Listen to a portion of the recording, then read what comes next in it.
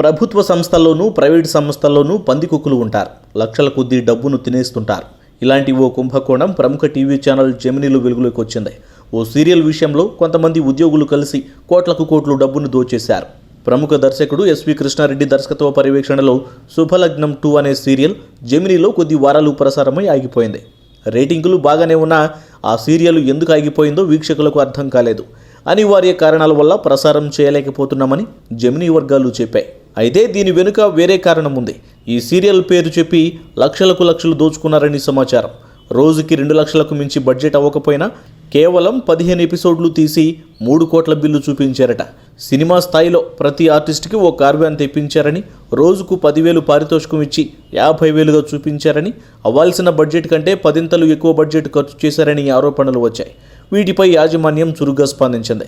అసలు లెక్క చెప్పాలంటూ ఆరా తీసింది. చివరకు 3 దోషులుగా నిర్ధారించి వాళ్ళని విధుల నుంచి తప్పించి అప్పటికప్పుడు ఈ సీరియల్కి ఫుల్ స్టాప్ పెట్టించింది.